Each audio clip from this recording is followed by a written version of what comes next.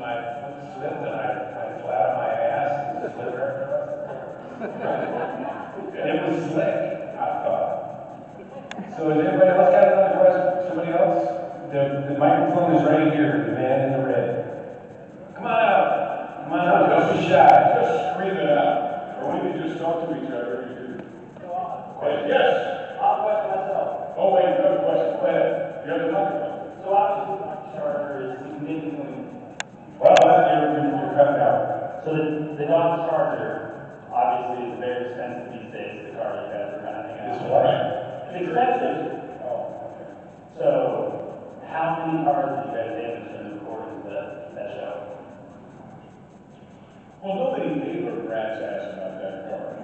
That's We did the show, the car was 9 years old, that was it. And basically it was a car that the little old lady from Pasadena drove on Dragnet.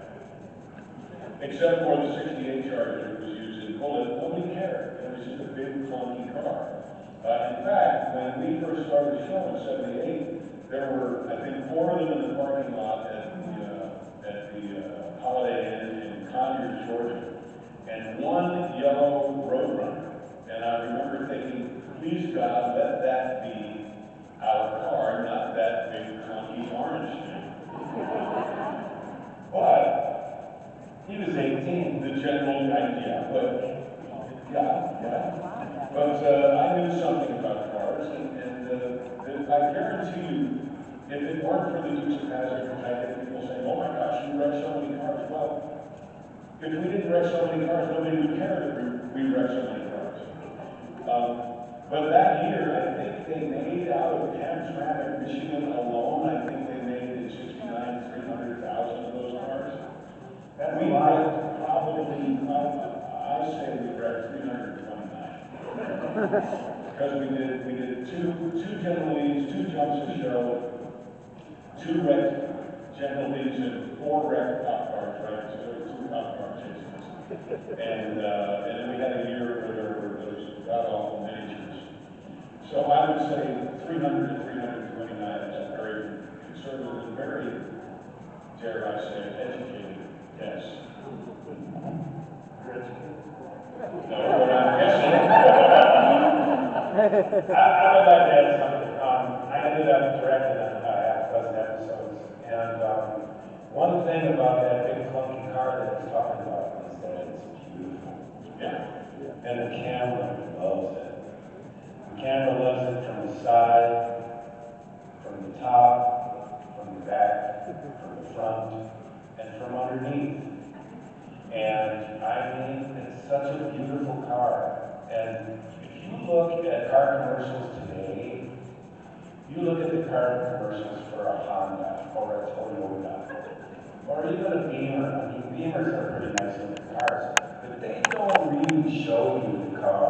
They don't really show you a beautiful car. They do little bits and pieces. And the other thing about the commercials is nobody ever peeled out before we did it on the show. They didn't peel out, they didn't get in the air, and now they all do. No matter if it's a Yugo, it's going to get in the air. So we were lucky to have a car that was extremely photogenic. And by the way, the Confederate flag was just part of the color scheme. We didn't give a rat's ass about, that stuff too much. It was not a really important part of our mythology for the county. Of course, Jefferson Davis Hall was named for Jefferson Davis, so there's plenty of echoes of the Civil War, but we weren't espousing anything.